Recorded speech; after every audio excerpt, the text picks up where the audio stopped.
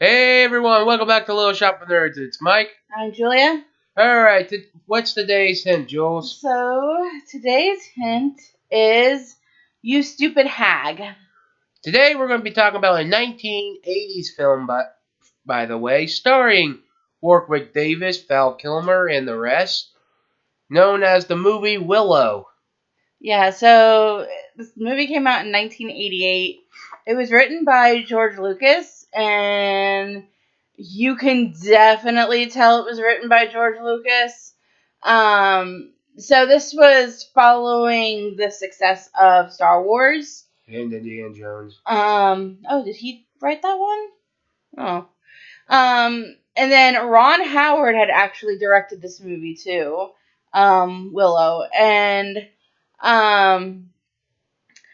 I have never seen this movie before until now. I saw it a couple times. And it kind of reminds me, okay, so you guys remember when we talked about Return to Oz? So this kind of gave me Return to Oz vibes. And it is on Disney Plus. So I mistakenly thought that it was a Disney movie, but apparently it was not a Disney movie. It is now because Disney pretty much owns everything. So it was definitely giving me Return to Oz vibes with how creepy it was. But then there were moments where it was just kind of like not creepy. And it was just kind of funny. So it starts off with like a prophecy where a baby girl would be born and she would be the one to defeat the evil queen. I don't know her name off the top of my head. Just call her Evil Queen. And so she was gonna defeat the evil queen. So the queen decided that she was going to round up all of the pregnant women in the kingdom and keep them locked up until they gave birth to babies to see which one had the mark on their arm, on her arm, which would have been the baby of prophecy. Which they found the one, and they were ready to kill her. The midwife took the baby away from her through a whole journey through the mountains, woods, and everything. Now these, I wouldn't say dogs. But they called them dogs. Look like freaking. They look like the damn those rodents, those big ass rodents from the Princess Bride. Yeah, that's what I was thinking too. And they put the baby. She puts a baby on a piece of twigs and stuff. Throw it down the river. I'm like, wow. Kind of reminded me of Moses. Oh, great! Now we're going to get the parting of the Red Sea here. Yes. So. Oh, go ahead. It made its way down to a person's house. Well, kind of like a colony of dwarves, kind of. Yeah, but they were called like Nelwins or something like that. Little people. Anyways, and this is during the time they actually use little people. Because now that people are CGIing people to look like little people, and I'm like, that's kind of racist. Yeah, so like, I don't remember when the last time was I saw as many little people as I did, and it probably, I'm gonna have to say the last movie that I had seen where they had like a lot of little people like this was probably The Wizard of Oz. And a lot of people were probably like, well, what about Harry Potter and the Gringotts scenes? And I was like, okay, well, some of those were actually animatronic goblins. So, Warwick Davis is one of the very few little people out there who has a career and is actually in a lot of movies. Because he was in the Harry Potter movies, as you all know, and he was the Leprechaun in the Leprechaun movies and stuff like that. He was also an Ewok. Yes, he was Wicket the Ewok. And if you don't know who, I actually have a little Wicket Ewok squishmallow over here that Charlie got for me. But he is the one that goes up to Princess Leia, and he's like sharing like a snack with her, because you know. Yep. I love Wicket. Wicket is my favorite Ewok. But like I said, the little people colony, we'll call it. Yeah, the kids found the baby and they went to their dad, which is Warwick Davis, which his name is Willow, he said, it's a regular human baby. He's like, we just pretend we never saw it, and we just go about our day. Like, set it down the river some more and ignore it. And one of the big fat dwarves, whatever his name is, I hated him. asking about the seeds and stuff, and they pretty much stored them, caught them during the winter, and His wife is the one that found the baby, and she wanted to take care of the baby, and Willow was like, no, we can't. Well, they ended up doing it anyways. And if you guys hear some noise, it's the cats decided that they were going to have the zoomies. So they're just making a bunch of noise right now, and it's annoying. But yeah, so they start taking care of the child. They took the child over to there was some sort of festival. Well, they didn't take it to the festival. What they did is Willow is pretty much a magician and wants to be a sorcerer. But what they do is once they're there, because there's the grand sorcerer leader of the colony asked them is trying to find a successor, and everyone picks the wrong of the finger, and Willow hesitates, but he picks a finger and doesn't do it. He doesn't get the old guy doesn't get apprentice. Yeah, but he ended up picking the right finger though, right? Yeah, but it was just because he had hesitated that he didn't pick the apprentice. No, it was just no. I'll tell you when we get to it. Okay. So the damn rat dogs, whatever the fucking they are, destroy the festival, and Willow had to go back. And his wife was okay, the baby was okay, but they realized they had to take it to the council, and they brought it, and they wanted to kill or shun whatever Willow what he did, brought in that baby, and they realized the wizard asked, he's like, "Do you care for this child and want to help it?" He's like, "Yeah," and they just say, "Well, we take it to a human and they'll take care of it. Hopefully, it'll be all good." Yeah, they were going to take it to what they call the crossroads, because I guess that's where a lot of humans would go through. So they were going to send Willow, and then a couple of other guys had stepped forward to go with Willow, and then the big fat Nelwyn dwarf dude that I absolutely despise. I hated this guy because he was a dick. But the elder ended up sending him with Willow. And he brought two more others because he didn't want their head warrior to go because they needed him here, but he's like, well, you can go. Then he brings the other guy, and there was a couple of dwarves a couple of little people who you might know. Tony Cox was in it. He was the black one. Mm-hmm. Then I always forget his name. He was in a couple of projects, but you might know him from Sabrina the Teenage Witch, who keeps trying to marry her. I don't remember that. Yeah, it was a couple episodes. Oh, I do actually have, because I was looking up Warwick Davis on the internet, and Warwick Davis, his father-in-law, and his wife were both extras in Willow. Huh. So they were uncredited because they were just one of the villagers in the movie. Because that's actually how him and his wife met. They met on the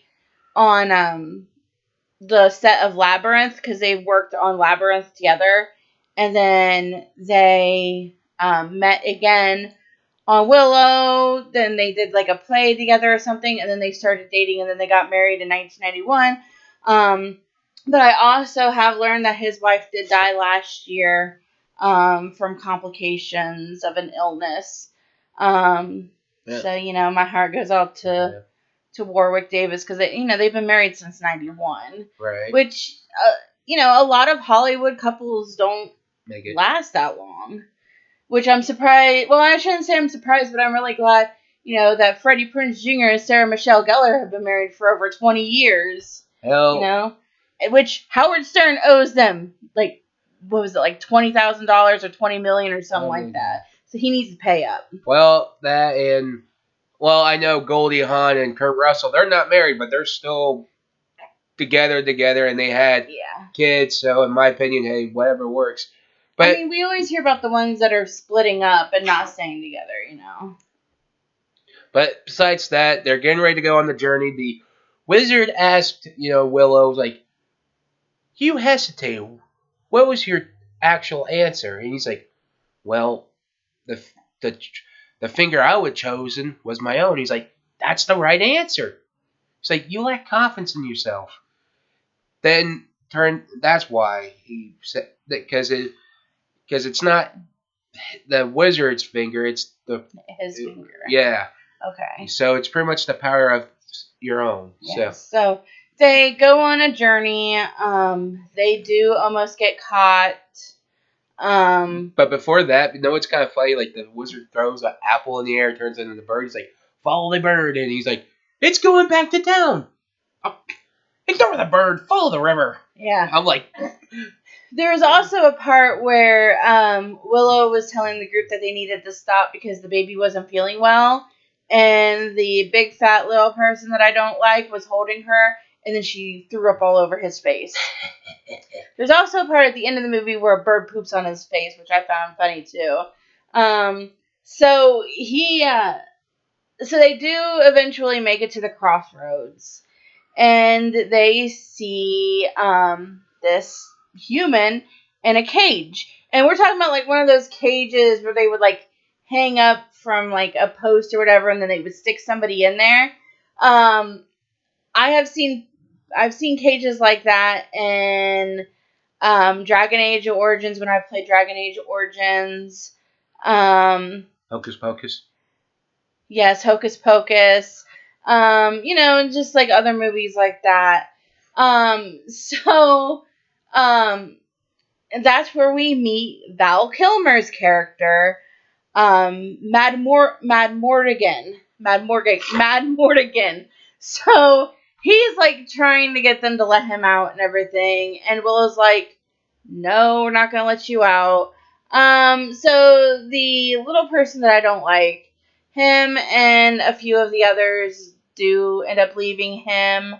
They leave Willow, the baby, and one of the other warriors behind.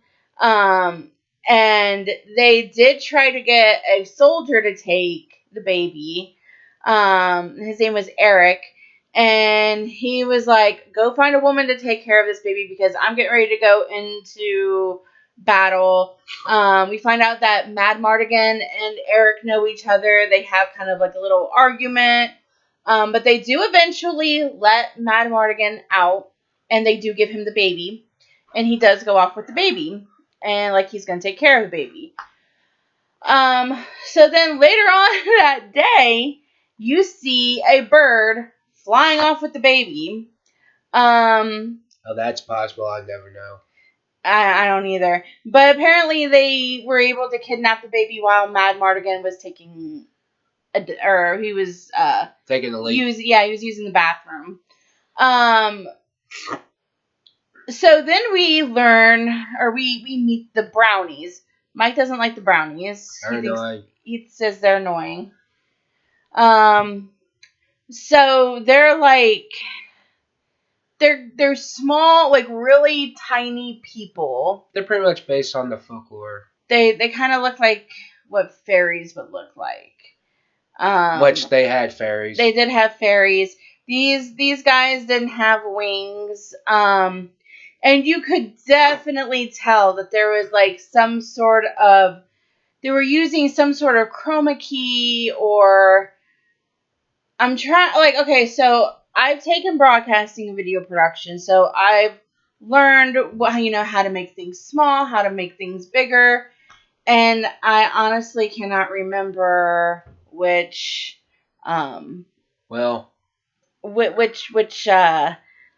video effect that they used, but these guys were, you could definitely tell that they were added in afterwards, definitely afterwards.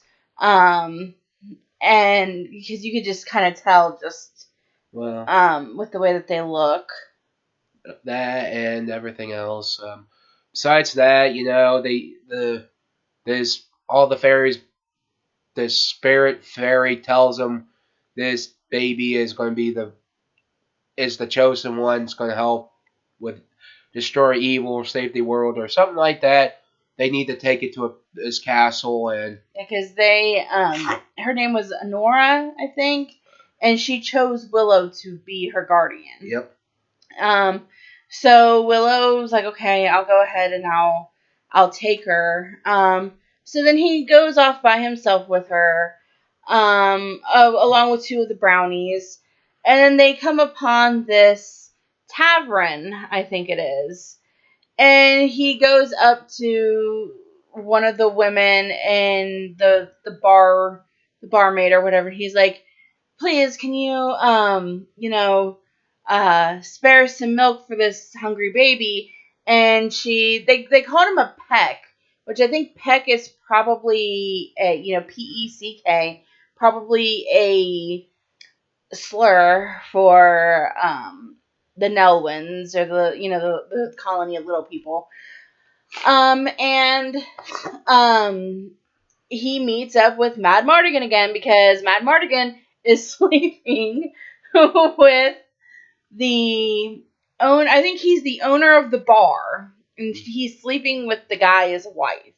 Pretty much. And the guy finds out. Yep. He's dressed up as a woman.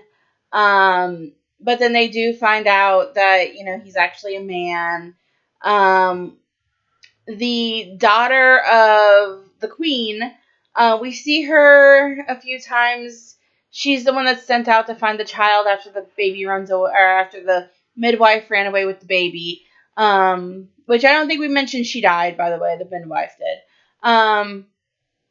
And he kind of, like, Mad Mardigan looks at her the first time, and you can kind of tell that he has, like, a thing for her. He likes her. Kinda. Well, what it is, it's more like a love-hate thing. Yeah. So, Mad Mardigan and Willow end up escaping with the baby. The Queen's men are chasing after them, but they do manage to get away. Then they find out that they're going the same way, so they just end up, going to this lake together, because they had to go find this old sorceress that had been exiled. Rizal, yeah. And so when they get to the lake, they part ways. Mad Mardigan goes off on his own. Willow goes across the lake to find Rizal. Find out that Rizal had been turned into some sort of animal. I can't remember which animal. I think it looked like a lemur. Something like that. It had been changed into that, into some sort of animal. They go back, and then Mad Mardigan comes back with the Queen's men, because they caught Mad Mardigan and kind of sold. I don't think did he sell him. He might have sold him out. It could be, but it's hard to tell. He said sorry to Willow. So then they end up getting. They go into a snowy area. Willow and Mad Mardigan are put into a cage along with with Rizal. Rizal was able to get out. And then he accidentally turns her into a crow. Willow does, because they're trying to turn her back into a human. Turn her back into her human form. And just. Yeah, and pretty much that. And they save the baby. Yeah, and the brownies threw some kind of love dust on Mardigan's face and kept saying he loves Sorsha and everything, and I'm like, Yeah. So, they end up going into this little town. After they escape, they meet up with Eric. There was a fight. the baby gets kidnapped again, and they have to go after her. Or no. They take off with the baby, but they keep Sorsha hostage. And she's pretty much being manhandled by Mardigan. And she kept saying, "What? No, I love you." Or it was like, I said that, and he's like, "Where was that?" And we're off, and I'm like, "Bro, you should have just said. You should have said that." Yeah, so she manages to get away. She runs back to the men. They go to in a castle, this kingdom, all the villagers are trapped in ice or stone, whatever it fucking looks like. Yeah.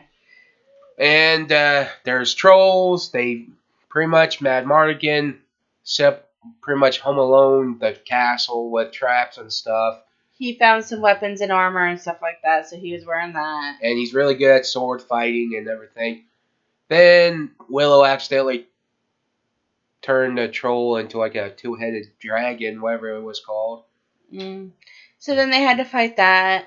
But then the baby does get kidnapped that way. And because there was actually a scene where Mad Mardigan and Sorsha just start kissing in the middle of battle, and then all of a sudden she's good, and which they never explain what was going on with that. I don't know. It's one of those things that they never mention. Yeah, so they end up going kind of like how in Harry Potter, how James and Lily fell in love, and okay, the only thing that we just don't know about that because that was never explained. That happened off screen. This is something that was happening on screen where they could have given us an explanation and didn't. George Lucas, do better with Willow. It's done. It's over with. They were going to make a show out of it, but I heard it got canceled. Well, I want to know what made Sorsha decide that she was going to all of a sudden be good. So then Honora gets kidnapped. And she is being taken to the castle of the evil queen. Eric and his men show up. Raid the fight, and they got turned into pigs. Yeah. When they got to the castle, they were turned into pigs. Except for Willow. No, but I have to give credit on the makeup work they did on the transformation of the pit. Yeah, so this is where I was confused that I thought it was Disney because the transformation scene was terrifying.